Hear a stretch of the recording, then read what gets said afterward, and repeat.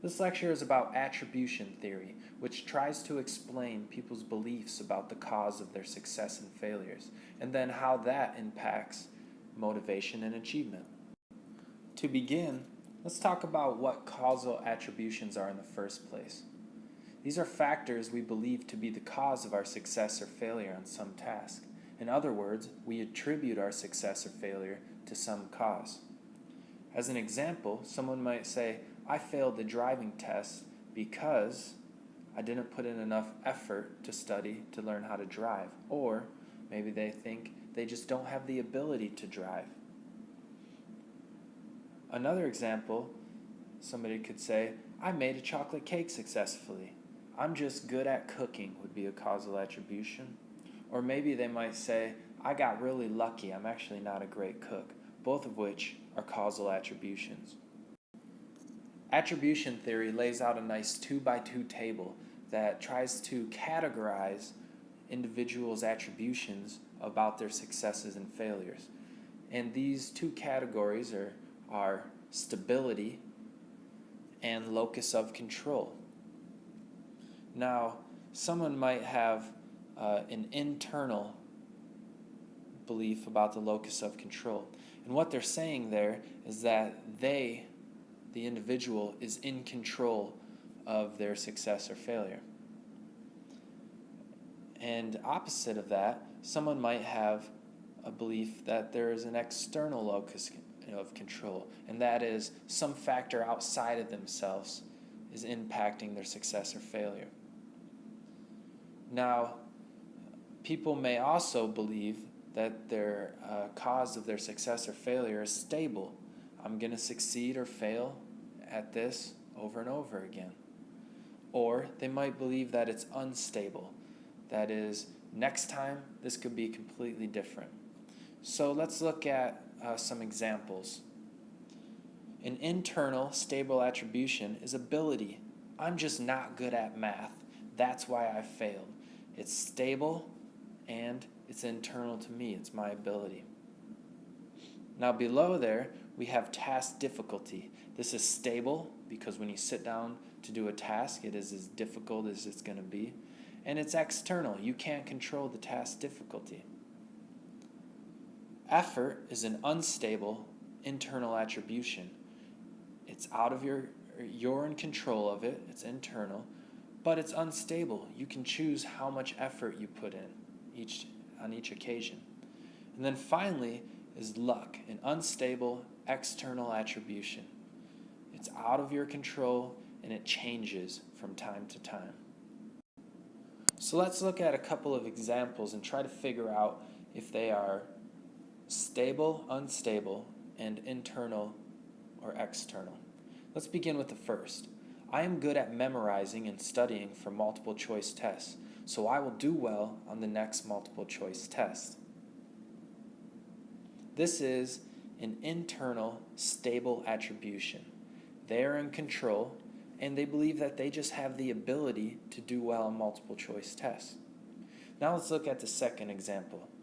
Essay tests are always hard, so I won't do well in American literature. This is an external stable attribution. Here they're talking about task difficulty. These essay tests are just hard. It's external to me, and in general, it's stable. I'm just not going to be able to do good at it, no matter what the situation is. Now we'll discuss which aspects of motivation are influenced by the perceived stability of the cause. And we'll start with expectancy for change. This is the extent that we can expect change from occasion to occasion given a similar task. When making a stable attribution, you can assume a similar outcome in the future. That is, when individuals believe the cause of their failure to be stable, there is little expectation for a change in the outcome. On the flip side, unstable, you can expect a possible change in the outcome. For instance, with luck, that changes from occasion to occasion, and next time you might have bad luck or good luck. Now, expectancy change is a focal point for attribution change programs. When individuals believe the cause of their failure to be stable, there is little expectation for change in the outcome. If we're going to improve that individual's motivational outlook, we will have to change their expectations for a change in the outcome. This means that they must come to believe that the cause is not stable. So let's move on to the second dimension, controllability, and discuss how the perceived controllability of the cause influences the motivation of an observer. And let's start with help giving. Here are two examples, and while I read them, think about who would you rather give help to. In the first, a student says, "Would you mind giving me your class notes? I had surgery following an accident and have been unable to attend class." Versus, "Would you mind giving me your class notes? I've been vacationing in the Bahamas with my girlfriend and I need to get caught up for the upcoming exam." Who would you rather give help to? Personally, I'd give help to the person who had surgery. This was out of their control. Versus the person that was in control, sitting on the beach instead of studying, which was what I was doing in my study. It also influences the evaluation of another's behavior. Teachers are more likely to reward effort than ability for their success.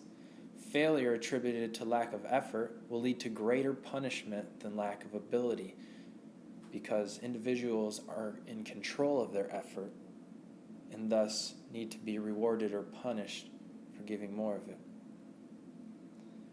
And finally, sentiments towards another are impacted by perceived controllability of the cause of a behavior. And sympathy is greater for students who fail for reasons beyond their control, such as a physical disability, as opposed to a controllable reason, not putting forth effort. Highly related to attribution theory is the idea of learned helplessness. And what is this? It is the belief that there is no relationship between one's behavior and the outcomes, or one is powerless to influence those outcomes. So there's no reason to try to change that outcome, as one is helpless to change it. To what do helpless students typically attribute their failures? Lack of ability. I can't do it, so I'm just not going to try, and boom, you have learned helplessness. Why is that a problem? Well, the cause is internal, stable, and uncontrollable. They can have an expectation from the same outcome, and they'll have a negative emotional reaction, such as shame, resignation, or depression. This is a slippery slope.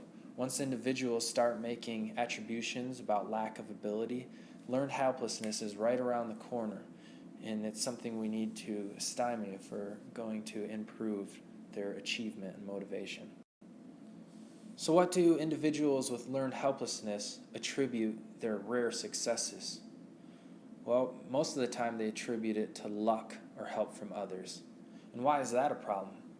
The cause is external, unstable, and uncontrollable, so they can have no expectation for future success and no pride or satisfaction, which are ideal for motivation and achievement.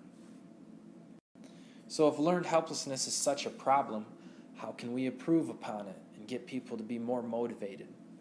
Well, you can use attribution change programs. This is a program to try to convince failure-oriented or learned helplessness students to change their attributions.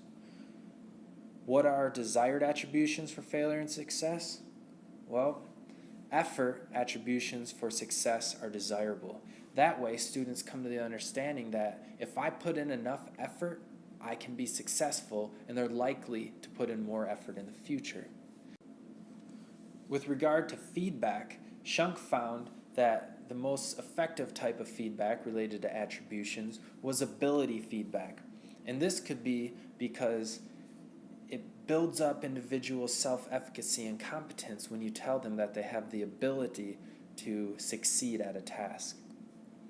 With Covington's research, they found that although students recognize that teachers value effort, students prefer to look smart. Ability judgments are maintained and protected when a success can be achieved with little effort. Thus, Covington suggested that students will experience conflict when encouraged to expend greater effort. Related to failure attributions, lack of effort or inappropriate effort is desirable, as both are internal, unstable, and controllable, and offer hope for change in outcome. Telling students that their failure was due to a lack of effort makes them realize, oh, I can change this. In the future, if I take control, I can put in effort and likely succeed. A bad attribution to make about failure would be about ability, because then students' confidence and self-efficacy can decrease greatly, and motivation and achievement are soon to follow down that bad path. So what are the teaching implications of attribution theory? Well, the first, and very importantly, are to help students make positive attributions for success and failure. For success, you want people to make attributions to their ability and effort. You can build up their self-efficacy while telling them they have the ability, and you can help them realize that if they put forth the effort, they're likely to succeed again. For failure, you want to help them make attributions to effort. And that's because they can realize that it's unstable and controllable, and if they put in more effort in the future, they're likely to succeed rather than fail. Another teaching implication is to try to avoid learned helplessness at all costs, because this can really make learning and achievement dip. However, if avoiding it is impossible, it's good to use attribution change programs to help students no longer have learned helplessness and make positive attributions that we discussed previously. Overall, attribution theory is a really influential and impactful and practical theory that you can use in your classroom to make a positive impact on your students' motivation. And I recommend that of all the content that you'll be learning in this cognition and motivation course, this is something that you really take home and take to your classroom and try to use to make an impact on your students.